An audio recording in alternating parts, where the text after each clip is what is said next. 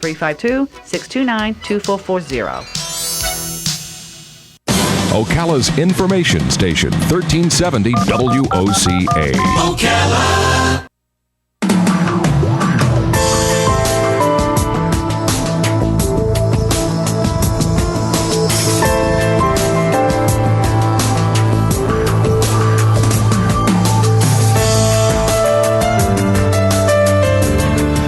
All right, 5 minutes after 10 o'clock. Thank you for tuning in. It's a beautiful day.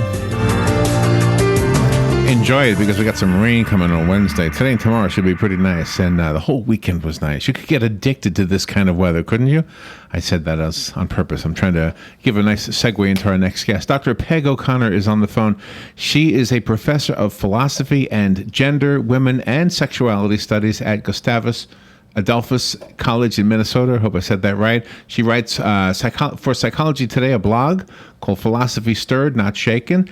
She's a featured columnist for Pro Talks. She's part of the Rehab.com online community of addiction treatment specialists.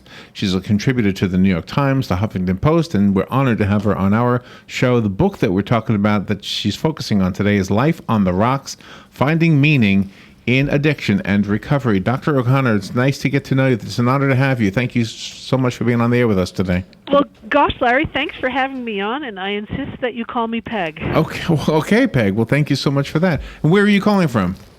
I'm calling from Gustavus Adolphus College in St. Peter, Minnesota. We're about 60 miles south of the Minneapolis-St. Paul metro area. Oh, excellent. Well, thank you. How's the weather there? Well, I was going to say, it's going to be pretty warm. It's going into the mid-30s. Wow, that's a little warm for us. So, hey there, Florida listeners, how's it going? Oh, that's What's good. There? Well, we'll rub it in. It's not 80 yet, but it's going to be 80 today. Oh, jeez. And it's National Margarita Day. Not to talk about something you could be addicted to, but I'm just saying. Well, you got to do what you got to do. It's a good day to be in Florida, Margarita Day. Well, thank you for being on the air with us. I ask you about addictions. Have we changed the definition of what addiction is from, let's say, the 60s and 70s? Oh my gosh, yes. It's a definition that is in such flux. So, I would say we're undergoing a paradigm change. We shifted paradigm from it being a moral failure to some people are just lazy and their pleasure is out of control. That view of addiction is switching some, and right now we're in an interesting time where many people are arguing it's a disease of some sort. It's a physical disease, perhaps not unlike diseases that develop as people age. So something like we call it type 2 diabetes. We can't even call it adult onset diabetes anymore because children are developing. Or something like asthma or COPD. Is it a disease of that sort, or is it more a disease of, say, something like cystic fibrosis, or cerebral palsy, something that you're just born with? So there's all kinds of disagreements about if it's a disease, what kind of disease. And on the other side of that, you've got people arguing that in some sense it's a choice. It's a matter of free will. And partly what undergirds that argument is that many people choose to stop using, and that there are patterns of people who perhaps through their teenage years, their college years, they use and abuse and maybe even become dependent upon alcohol and drugs, but then as their life becomes more complicated or rich and nuanced, that they choose to alter their behaviors and practices, and they no longer are using addictive substances. And then there are those of us, another category who argue it's such a mistake to say either it's a disease or it's a choice. That's a bad way of framing it up, and instead it's this whole host of complicated biological, biochemical, social, psychological, some might say spiritual factors that come into play in certain kinds of ways. I'm in that latter category. So if I were to say I'm addicted to Oreos, okay, it's something that chemically may or may not, we could argue, I guess, whether that's addictive. And let's say that's a bad addiction. Could I say the disease is not the Oreos, but rather the behavior? And that's a great question, particularly when it comes to food. So food, for example, is not recognized yet by the American Psychiatric Association as being addictive. Where the DSM, so the Diagnostic Statistical Manual of Mental Disorders, DSM-5, where that puts people who seem to eat compulsively, it's treated as a compulsion. It's a compulsive binge eating disorder because it is people who are eating and engaging in these behaviors. But there are others of us arguing that, wait a minute, we need to pay attention to the substances in foods. Mm-hmm. So the kind of lovely trifecta of fat, sugar, and sodium. It's a lovely trifecta. I like that. The lovely trifecta. That's what makes things so delicious. And that's why where you see people overeating. Remember the Lay's potato chip ad? Yeah. I bet you can't just have one. I know. That's exactly what the food industry is betting on. And they won the bet. They won the bet big time, and they're engineering foods to be what a Yale researcher calls hyper-palatable. So yummy, so delicious. In general, you don't see people binging on apples. You see them tearing open that packet of Oreos. But see, here's the thing. If I was addicted to apples, it wouldn't really be a harmful addiction, I don't think, unless apples can kill you somehow or make you go nutty. I think... So here's my question about that. And maybe you're going to disagree even with what I just said, but if I had a bad addiction, let's say to heroin, and somehow I could say, okay, it's not the heroin that's the disease, it's my behavior. So I say, okay, the behavior is uncurable, so I'll just go from heroin to apples.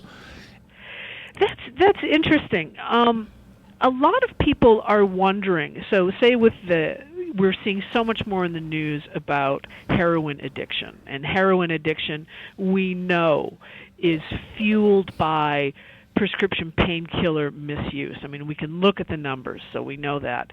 In 2012, there were 259 million prescription pain prescriptions, or prescription drugs written by physicians. 259 million of those. That's a pill bottle for everyone.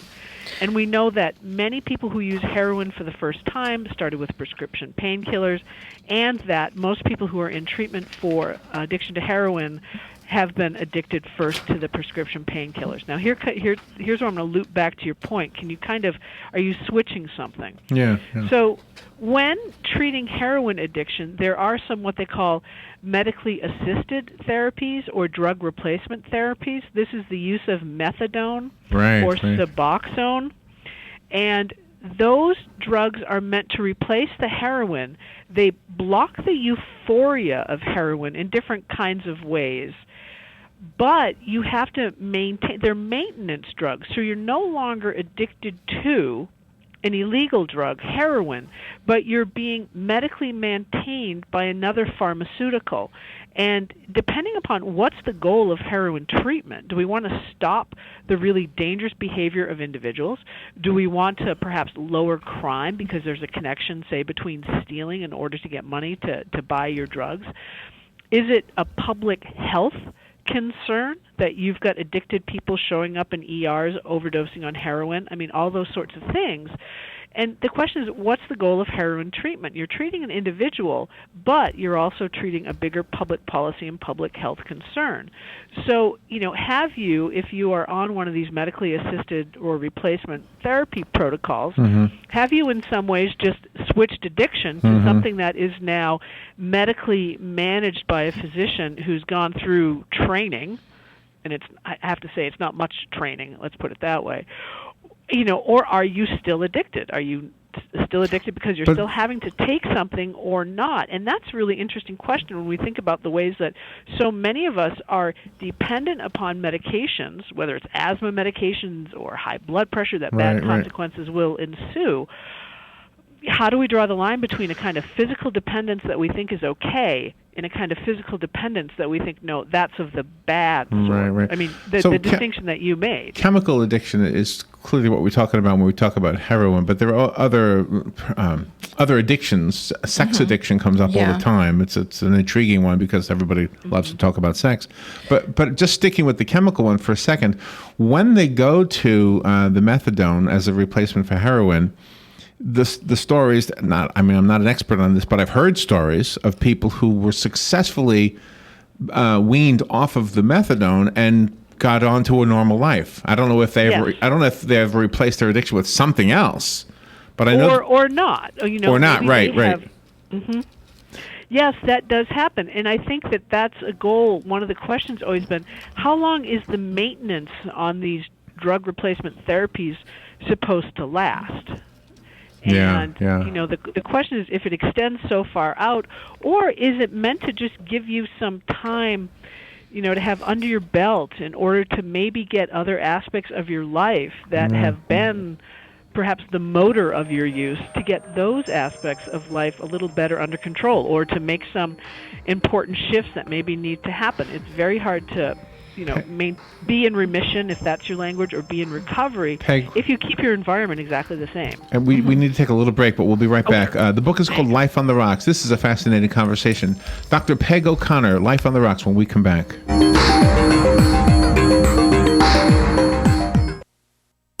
The weather is brought to you by myfwc.com. Safe boating is no accident. This Monday will feature more clouds and sun. There can be a shower at the coast, the high 77 to 81. For Monday night, partly cloudy skies, lows ranging from 57 well inland to about 65 on the coast. For Tuesday, clouds and a limited sun and breezy with a shower or thunderstorm in parts of the area, high 78 to 82. Wednesday, mostly cloudy and windy with a couple of showers and thunderstorms, high 79 to 83. From the Florida Weather Center, I'm Joe Lundberg. Gene Powell Pasture Mowing. Gene and Debbie would like to thank you for another successful year of business. We also want to wish everybody a safe, healthy, and prosperous 2016. We are ready to be of service with our pasture mowing. 352-629-2440. Locally owned and operated, experienced and reliable, commercial and residential, licensed and insured. Powell Gene, Gene at yahoo.com. 352-629-2440. Gene Powell Pasture Mowing. 352-629-2440. Attention passengers for Flight 1370. The plane has been delayed at its departure point and will be at least 2 hours late. We apologize for any inconvenience. Are you serious? It took us over an hour to get here, 2 hours going through security and getting our tickets, and now we have to wait another 2 hours. Yeah, it's beautiful here, but we're inside this overcrowded airport all day because the plane is stuck in bad weather. This is the last time we ever do this. When we get back, we're going to Ocala Aviation and getting our pilot's license. Yeah, we've been talking about that long enough. It's about time we did it. Then we could just fly ourselves and never have to deal with this mess again. Right. No long lines, no full body groping security, no baggage checks. Not to mention never losing your... Remind me again why we haven't done that? Well, we're idiots. Oh, right. Attention all passengers for Flight 1370. It looks like the plane is going to be delayed a little bit longer. The airline has lost the pilot's luggage. Isn't it time you got your pilot's license? Call Ocala Aviation today. 352-861-7484. That's 352-861-7484. Hey, you've earned it. Call today. Need a mailbox rental but need more information? Remember Personal Service Center, 789-6683. How does $10 a month sound with just a 3-month commitment? Remember Personal Service Center, 789-6683. Mention WOCA and the setup fee is waived. Personal Service Center will email or text notifications to you when your packages arrive. Even scan mail so you never actually have to pick it up. Now that's service. Personal Service Center, 789-6683. Located on the corner of Northeast 25th Avenue and 24th Street, Ocala. Look for the yellow signs. WWWWOCA WWWWOCA. Be sure to tune in to Ocala's longest running morning radio talk show. AM Ocala Live from 7 a.m. till noon weekdays. Right here on WOCA The Source. Your source for the #1 sports weekends. Fox Sports, only on 96.3 FM, 1370 AM. 19 minutes after 10 o'clock. Thank you for tuning in this really nice-looking Monday morning. 74 degrees here in Ocala. And our guest, Dr. Peg O'Connor, I think she said it was 30-something where she is. Dr. O'Connor, or Peg, you told me I could call you Peg. Thank you for being on the air with us again. I went to high school. This is going to reveal my age, but I went to high school from 1969 to 1972. So those are my years for high school, okay? I remember learning that cigarettes, including marijuana cigarettes, were not addictive. Alcohol was not addictive. LSD, I think, was addictive, but they clearly drew a line between things that we now call addictive. We call cigarettes addictive now, don't we? We do call them addictive, and it's very interesting.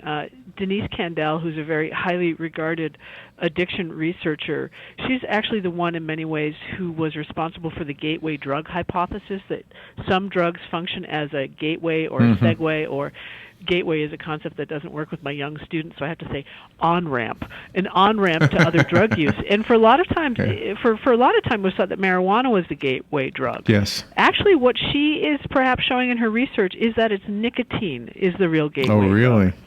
Yeah, that there's a higher correlation between nicotine use and later, I think, alcohol use, and was it also cocaine use? And studies are quite clear. The earlier that people start using, the much greater the chance that they will become addicted. Nicotine is very addictive. We also say that caffeine is addictive, and to remove yourself from coffee, for example, is hard to do. But it does. But it doesn't give you the same cold turkey effects of a harder drug. Here's what they're saying about caffeine. Caffeine right now isn't recognized as a substance that is addictive, although that's now up for study. But we do recognize that there's caffeine intoxication and also caffeine withdrawal. Those are the headaches you have when you quit your coffee, your lifetime coffee habit. You'll probably have debilitating headaches for a while. That's good old-fashioned withdrawal. Yeah, that is. Not different from other kinds of withdrawal from other drugs. It does sound like a withdrawal, yes. Tell me about your work, if you would, outside of the topic of the book. Your philosophy of gender, women, and sexuality studies. That's an interesting set of credentials. It's for me a great combination. So I am trained as a philosopher. That's what my doctorate is in, and primarily in moral philosophy. So I teach a lot of the ethics courses, which is wonderful. And I'm also appointed in the Gender, Women's Sexuality Studies program. That's what we used to call women's studies back in the day.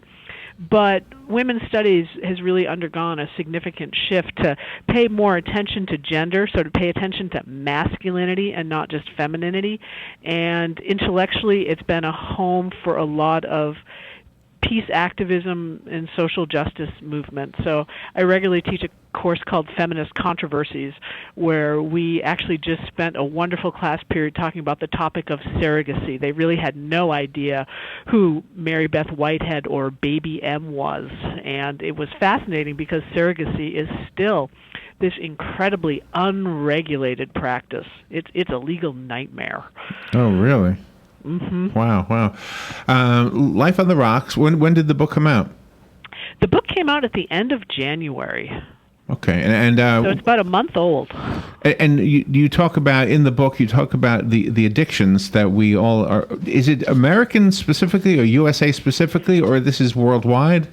This is a great question.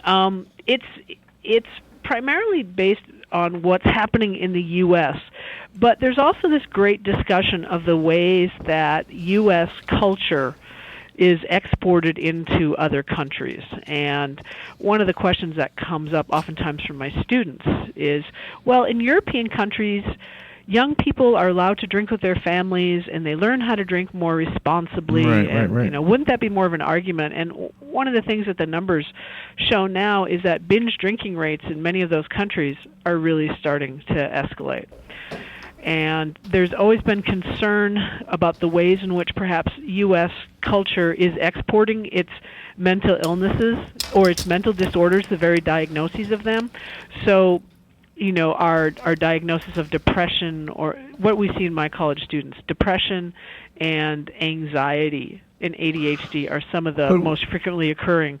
And are we seeing more of that worldwide, or is that more of that here? I don't know. Okay, so, but really interesting. The question I still have is this, is that if addiction is not about the substance but about the behavior, then saying that we're exporting addictions to alcohol, for example, as you just, the example, isn't it possible that those people, and maybe this is true for 100% of humanity, I don't know, maybe the addiction disease, quote unquote, is always there, but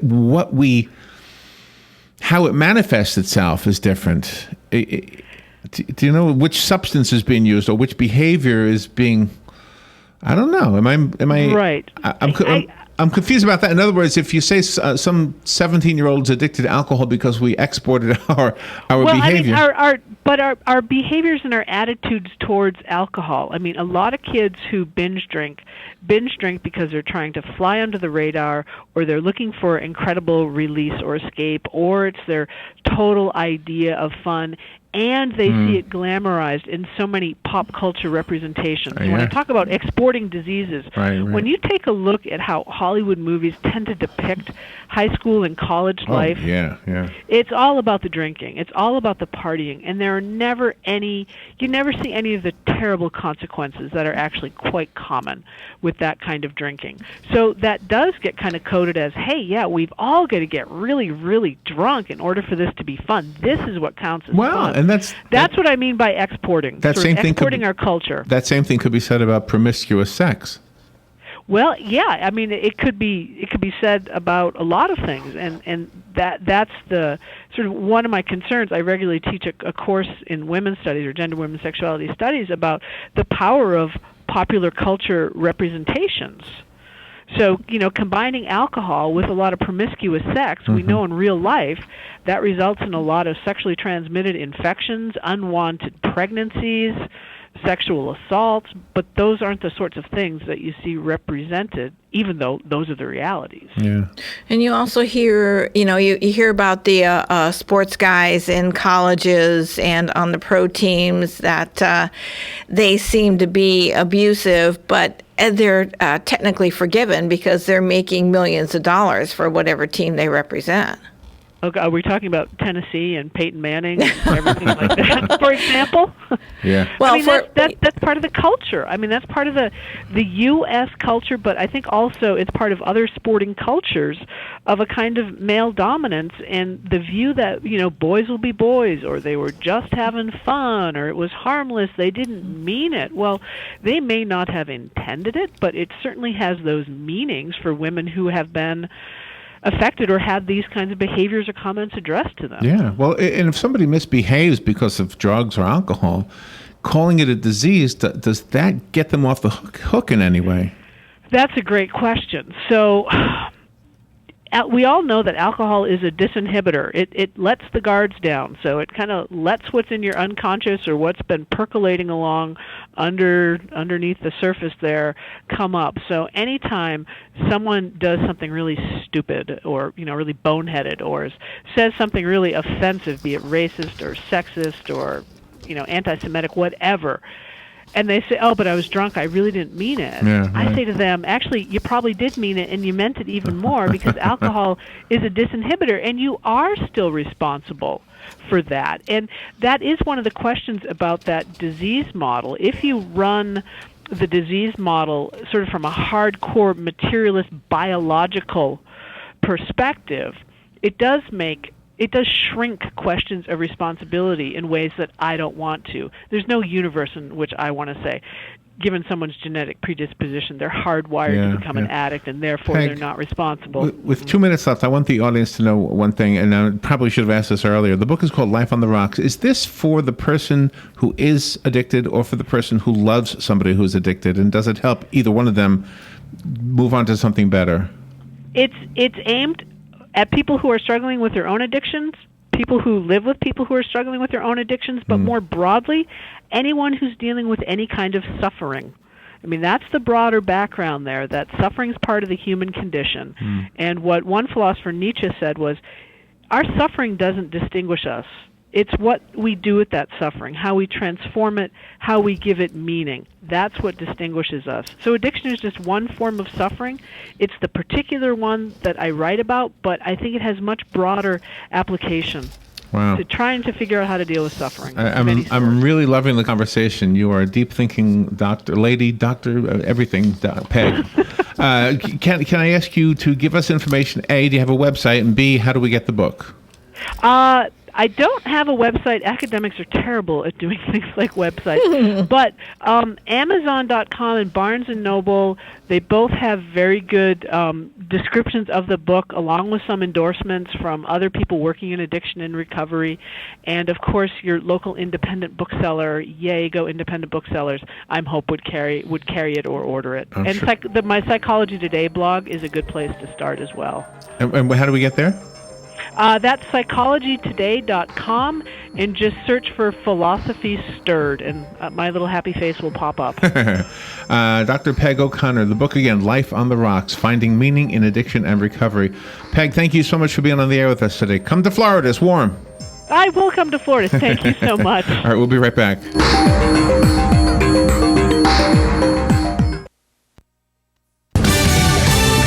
Fox News Radio, I'm Pat O'Neill. Apple wants the government to drop its demand it help the FBI hack an iPhone used by a shooter in the San Bernardino attack. CEO Tim Cook posting the message. Cook dismissed the government's claim that Apple is acting out of business interest. FBI Director James Comey says this is about victims and justice. But it's not about us trying to get a backdoor. Comey says Apple owes it to the victims of the shootings to cooperate. Fox Radio's Rachel Sutherland. The Supreme Court back in session, its first since the death of Justice Antonin Scalia. The court's 8 justices will hear the arguments, and no telling how many more, since key Senate leaders vow to hold over any nominee until a new president is in office. Fox Radio's Jared Alpern. Jury selection starts today in a Nashville case involving sportscaster and TV host Erin Andrews. She's filed a $75 million lawsuit against a luxury hotel and a man who admitted making secret nude recordings of her in 2008. Fox News. We report, you decide.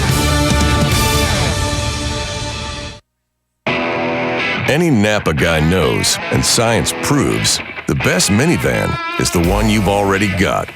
Part kid transporter, part drywall mover.